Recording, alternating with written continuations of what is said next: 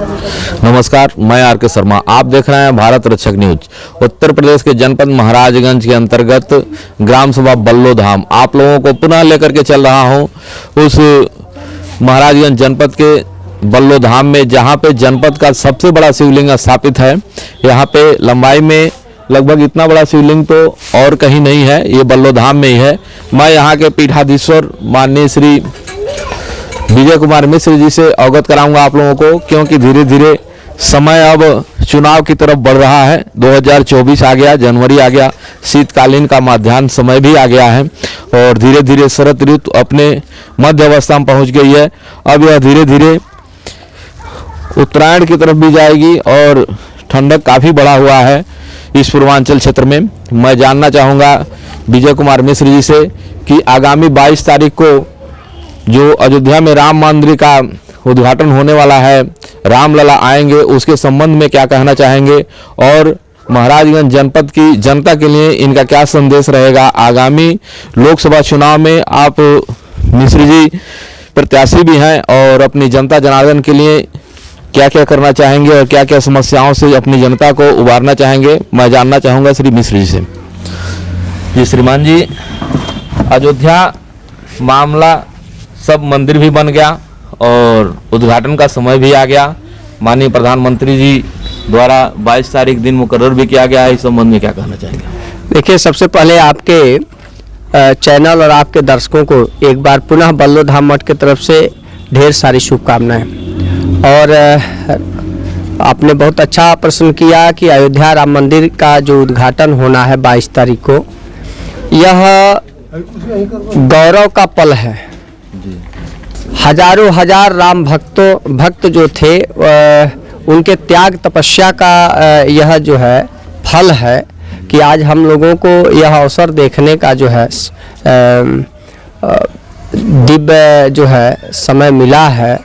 और पूरे देशवासियों को प्रभु श्री राम जी के भव्य मंदिर और प्रभु श्री राम जी के मूर्ति प्राण प्रतिष्ठा का शुभ अवसर देखने का ये अवसर हम सबको मिला है।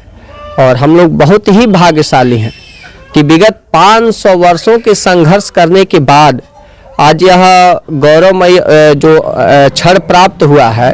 इसके लिए जो दिवंगत आत्माएं हैं जिन्होंने राम मंदिर के लिए आंदोलन किया, मैं अपने बल्लोधाम मठ के तरफ से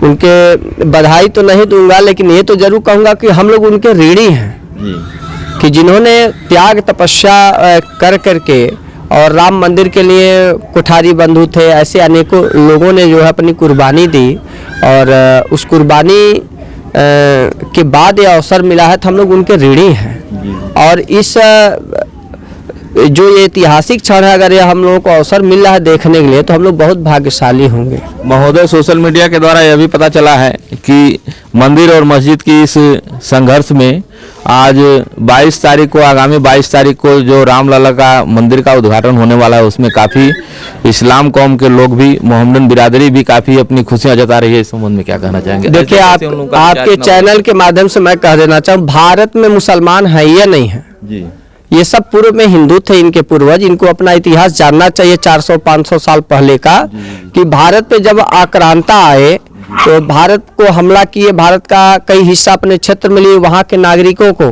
जबरदस्ती जो है इस्लाम धर्म कबूल कराया गया। सब पूर्व में जितने मुसलमान हैं भारत के, आज भी वहाँ सऊदी अरब में उनको मुस्लिम नहीं माना जाता है, उनको कन्वर्टर माना जाता है कि सब हिंदू थे और जो उनके क्रूर शासक थे वो लोग जबरदस्ती मुसलमान बनाए थे।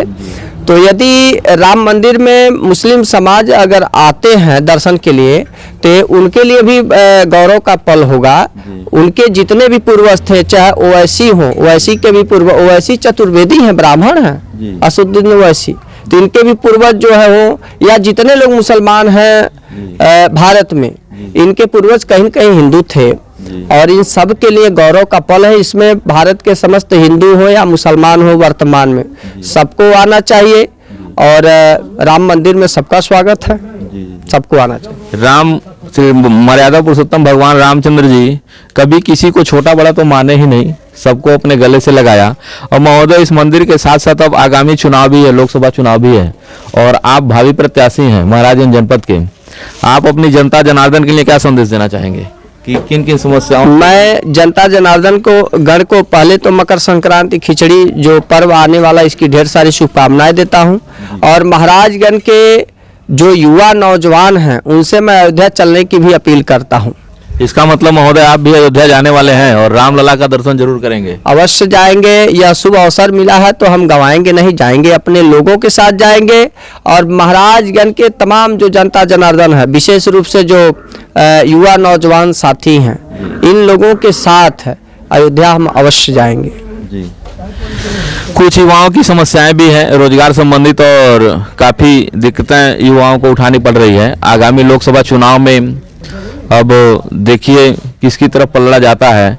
भाई दिवा आपकी तरफ अगर आ गया तो आप अपने युवाओं के लिए क्या करेंगे? सबसे पहले मैं विगत कई वर्षों से मैं मांग करता आ रहा हूं कि महाराजगंज में सबसे बड़ा यदि अभी कोई अभिशाप है जी।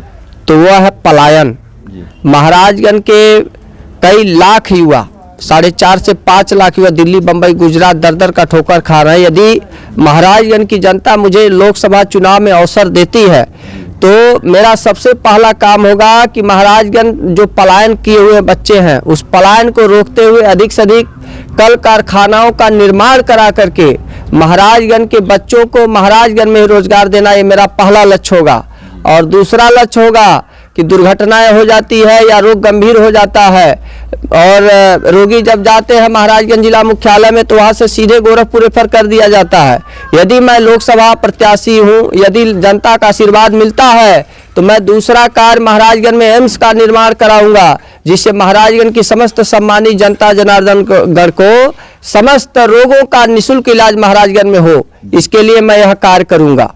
और तीसरा कार्य, बच्चे पढ़ना चाहते हैं, आगे बढ़ना चाहते हैं, लेकिन उनका एमए के बाद एक विश्वविद्यालय ना होने के कारण शिक्षा अधूरी रह जाती है क्योंकि महाराजगंज तराई है और यहाँ गरीब ज़्यादा है। ग्रामीण क्षेत्र में अपने बच्चों को दिल्ली, बम्बई या कोटा या बनारस नहीं पढ़ा पाते हैं, जिसके कारण 50% से ज़्यादा युवाओं की शिक्षा अधूरी रह जाती है।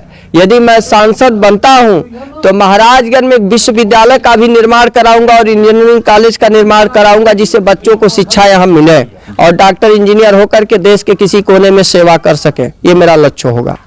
देखिए, आपने अभी देखा विजय कुमार मिश्र जी का युवाओं के प्रति जो लक्ष्य आपने ये बताया कि मैं पलायन रोक दूंगा, यहाँ पे कल कारखाने खुलवा दूंगा ताकि युवा को जो सर्विस बाहर जाकर के लोग युवा वर्ग करते हैं वो अपने जनपद में करेंगे, अपने जनपद का विकास करेंगे, अपने धरातल का विकास करेंगे और घर परिवार के साथ खुश रहेंगे। आपने स्वास्थ्य संबंधित भी बताया कि जो लोग यहाँ से बाहर जाते हैं रास्ते में ही मर जाते हैं उनके लिए एम्स का व्यवस्था कराएंगे। और शिक्षा संबंधित भी बताया आपने कि यहाँ पे एक यूनिवर्सिटी का हम उद्घाटन कराएंगे और यूनिवर्सिटी लगवा देंगे। इस तरह से जनपद के बच्चों का यहाँ विकास हो सकेगा, कल्याण हो सकेगा। आगामी लोकसभा चुनाव में आप जो सांसद प्रतिनिधि के रूप में उभरने वाले हैं उसमें काफ़ी कुछ आपका लक्ष्य मजबूत दिखाई दे रहा है। महोदय, क्या लगता है आपको कि ये चुनाव आपके सिवाय और कोई भी? देखिए, महाराजगंज में अगर कोई आ रहा प्रत्याशी, अभी तो ये गठबंधन ठगबंधन इसका तो कोई प्रत्याशी है ही नहीं, और दूसरा एक व्यक्ति विगत कई वर्षों से है, 30 वर्षों से, जिससे जनता उब चुकी है उनकी नीति और कुरीतियों के कारण। तो महाराजगंज की जनता परिवर्तन के मूड में है और सब पर भारी मठ हमारी। हाँ, देखिए, महाराज जी ने कहा कि सब पर भारी मठ हमारी, यह एक विशेष नारा है। अब ये मठ सब पे लगता भारी हो जाएगा और यहाँ पे लगातार भाजपा प्रत्याशी 5-6 चुनाव से लगातार उनकी ही सीट रही है और वही विजेता होते हुए आए हैं। इस बार आपने जो धरातलीय स्तर के प्रत्याशी होकर के आप इस जनता को कल्याण करने के लिए जो आगे बढ़े हैं, हमको लगता है कि कहीं न कहीं उसका जोड़ देने वाले हैं कि आपकी भी सीट निकल सकती है। आगे शेष अगले अंक में।